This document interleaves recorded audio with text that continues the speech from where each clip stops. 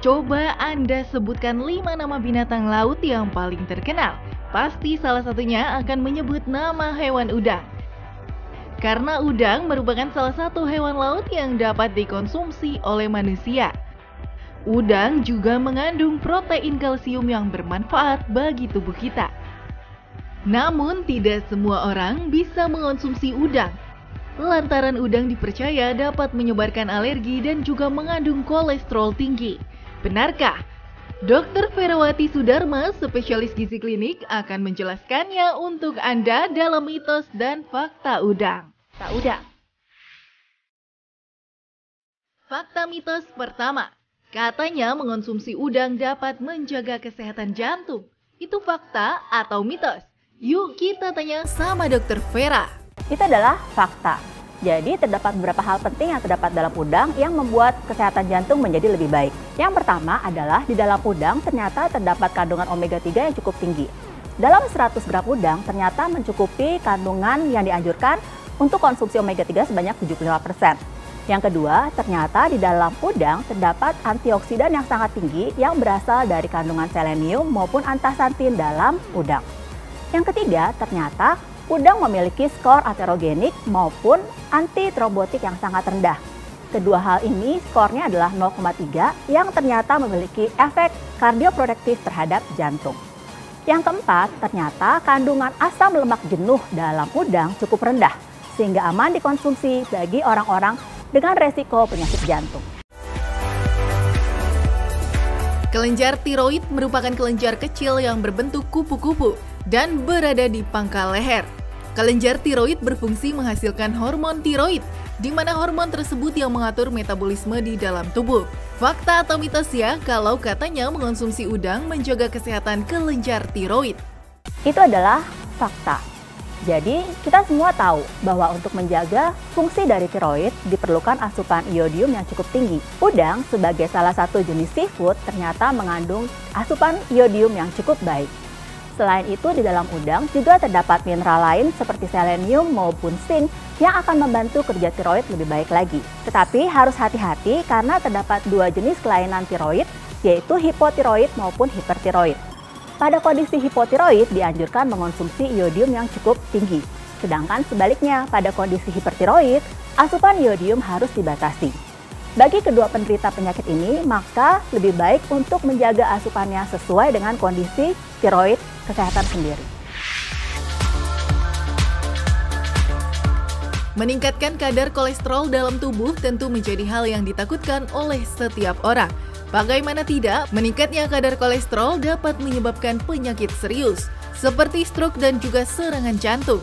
Mitosnya udang mengandung kolesterol tinggi sehingga menjadi salah satu makanan yang harus dihindari. Benarkah? Apa yang kata Dr. Vera? Fakta atau mitos? Itu adalah mitos. Jadi, dalam 100 gram udang ternyata terdapat 175 mg kolesterol. Memang dahulu ada rekomendasi untuk mengonsumsi kolesterol sebanyak 300 mg per hari untuk orang tanpa gangguan kolesterol dan 200 mg per hari untuk orang dengan gangguan profil lipid. Tetapi kandungan kolesterol dalam udang hanya sebatas kolesterol sedang saja dan ini diimbangi dengan kadar lemak jenuh yang rendah dibanding dengan bahan makanan lain yang bersifat non-vegetarian. Oleh karena itu, walaupun mengandung kolesterol, tetapi udang masih cukup baik untuk dikonsumsi. Mitosnya wanita hamil tidak boleh makan udang. Kenapa ya nggak boleh makan udang, Mams? Yuk coba kita tanya sama Dr. Vera. Itu fakta atau mitos? Itu adalah mitos. Jadi, dalam udang terdapat berbagai macam kandungan yang sangat baik untuk seorang ibu hamil. Pertama, tentu saja kandungan protein. Kedua, kandungan zat besi, B12, asam folat, juga jangan lupa omega 3. Semuanya itu, terutama omega 3, sangat baik untuk mencegah terjadinya kehamilan prematur, menjaga agar berat badan bayi tetap optimal dan juga menjaga kesehatan otak dan mata anak. Tetapi memang udang dapat dikonsumsi secara mentah maupun dimasak. Pada ibu hamil lebih baik mengonsumsi udang pada kondisi yang sudah dimasak sehingga lebih aman. Selain itu, ketakutan untuk mengonsumsi seafood karena kandungan merkuri Ternyata tidak perlu dikhawatirkan karena udang hanya mengandung sangat sedikit sekali merkuri di dalam tubuh udang tersebut. Menjaga kesehatan tulang dan gigi tentu harus dilakukan sejak dini. Mengubah pola hidup menjadi lebih sehat dengan rutin berolahraga dan menggosok gigi 2 kali sehari. Lalu bagaimana dengan mengonsumsi udang ya? Karena katanya mengonsumsi udang dapat membantu memelihara kesehatan tulang dan gigi. Fakta atau mitos? Itu adalah fakta. Di dalam udang, dalam 100 gramnya ternyata mengandung kalsium dan magnesium sebesar 10% dari angka kecukupan gizi. Kandungan kalsium tersebut biasanya terdapat dalam kulit udang. Sehingga ketika kita mengkonsumsi udang, maka kalsiumnya akan lebih banyak lagi yang kita asupi. Tetapi memang kandungan tersebut hanya mencapai 10%, sehingga harus diimbangi dengan bahan makanan lain yang mengandung kalsium, vitamin D, dan juga magnesium yang lebih baik lagi. Fakta mitos selanjutnya, mengonsumsi udang bersama dengan minum jeruk bisa menyebabkan keracunan. Apa yang kata Dr. Vera? Ini fakta atau mitos? Itu adalah mitos. Jadi, beberapa menyatakan bahwa di dalam udang terdapat non-toxic arsenik yang apabila disatukan dengan konsumsi jeruk akan menyebabkan timbulnya resiko keracunan zat arsenik. Tetapi hal tersebut tidak terbukti karena walaupun dalam udang mengandung arsenik, tetapi jumlahnya sangat rendah dan tubuh kita masih dapat mentolerirnya.